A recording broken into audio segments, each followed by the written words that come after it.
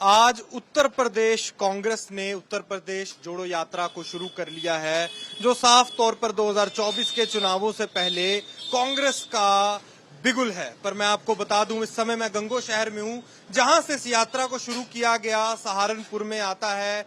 यहां के लोगों से जानेंगे कि क्या ग्राउंड पर इस यात्रा का कितना असर रहता है। भारत जोड़ो यात्रा की तर्ज पर इस यात्रा को शुरू किया गया है, जो उत्तर प्रदेश के अलग अलग इलाकों से निकलेगी। वेस्ट यूपी के जो अलग अलग जिले हैं, लोकसभा कॉन्स्टिट्यूएंसीज हैं, उससे निकलेगी। पर सबसे बड़ा सवाल ये रहता है, क्या भारत जोड़ो यात्रा की तरह इसका असर फीका रहता है, क्या इसका असर कांग्रेस के लिए मीठा रहता है? वो तो पब्लिक ही बताएगी, जनता जनार्दन ही बताएगी, क्योंकि वही वोटर होती है। तो सर, आज यूपी जोड़ो यात्रा निकाली गई सहारनपुर से, गंगो शहर से। वहीं हम कस्बे के अंदर हैं, एक चाय की दुकान पर हैं। तो सर, सबसे पहला सवाल, क्या ग्राउंड पे कांग्रेस को मजबूत कर पाएगी ये यात्रा?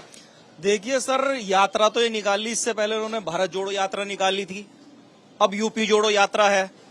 और आपने देख लिया होगा यहाँ पर कि कितना असर इसका हो रहा है, दिखाई दे रहा है। कोई खासा असर, भीड़ मुझे तो दिखाई नहीं दी। मैं भी यहाँ पहुंचा हूँ यात्रा में, मुझे खासा कोई भीड़, कोई खासा असर दिखाई नहीं दे रहा इस यात्रा में।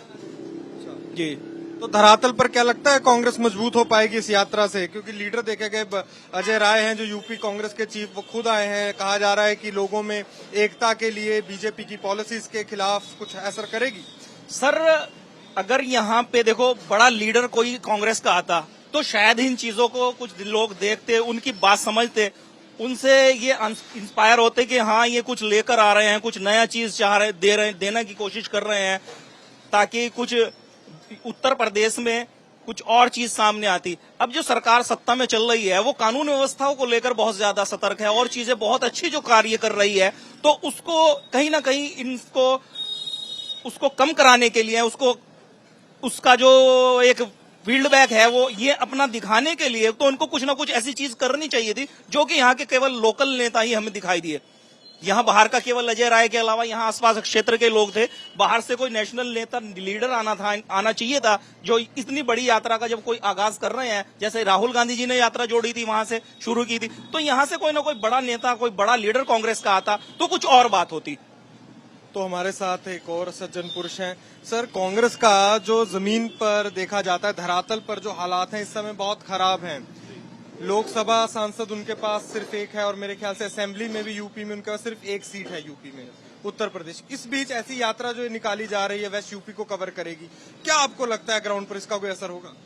नहीं, अभी तो ऐसा कुछ नजर नहीं आ रहा, क्योंकि कांग्रेस की पॉलिसी, जो भी कोई इशू होता है उत्तर प्रदेश में, वो उसको उठाते तो हैं, लेकिन उस उठाने की वजह से उस पर अमल नहीं करते। अन्य उनकी जो प्रदेशों में सरकार है, जब वहां का कुछ क्राइम होता है उनको वो निगलेक्ट करते हैं, और यहाँ पे कोई दूसरा उठाते हैं उसको प्राथमिकता देते हैं। तो इस वजह से वो अपनी पॉलिसियों में खुद ही फेल होते जा रहे हैं। धरातल पे तो ये है कि अभी धरातल पे कांग्रेस का कोई जनाधार यूपी में नहीं हो रहा है।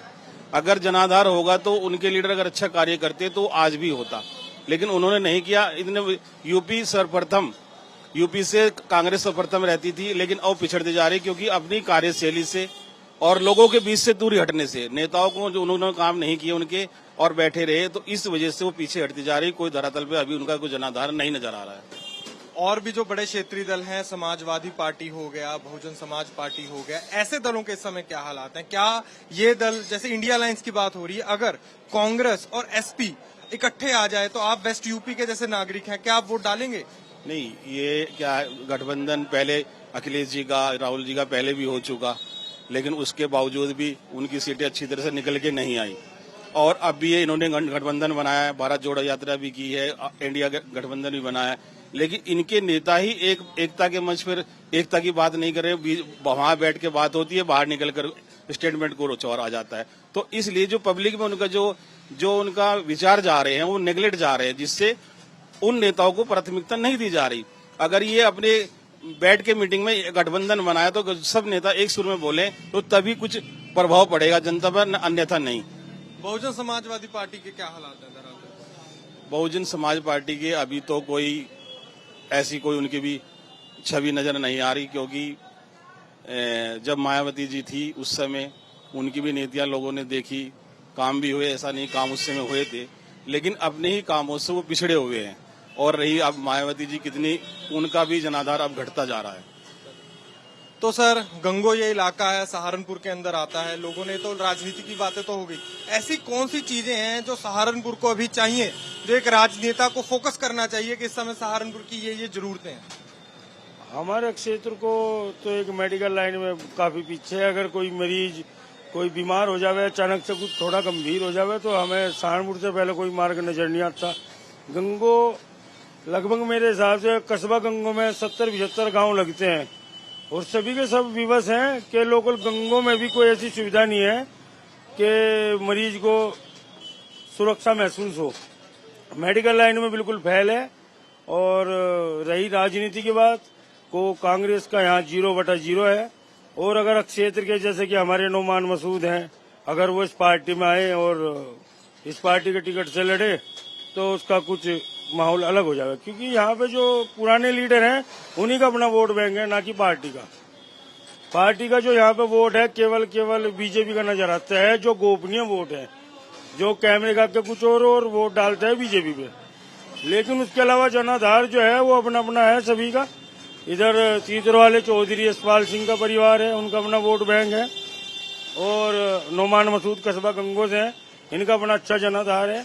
अगर ये कांग्रेस के टिकट पे लड़ते हैं तो कांग्रेस को वोट मिलेंगे, अन्यथा नहीं मिलेंगे। इससे ज्यादा मैं कुछ नहीं कह पाऊंगा, जितनी जानकारी उतनी आपको बता दूं। तो ये थे हमारे साथ गंगो के लोग। सहारनपुर का एक छोटा सा कस्बा है जहां से आज यूपी जोड़ो यात्रा, भारत जोड़ो यात्रा के तर्ज पर निकाली गई थी। लोगों ने अपने विचार भी साझा किए। जब इनसे पूछा गया कि धरातल पर कांग्रेस मजबूत हो पाएगी इस यात्रा से, तो आपने सुना इनके क्या विचार थे। इसके साथ साथ इस शहर की, सहारनपुर की क्या क्या जरूरतें हैं, इस पर भी इन लोगों ने बात की। कैमरामैन प्रदीप गुप्ता के साथ अनमोल नाथ बाली की सहारनपुर से रिपोर्ट।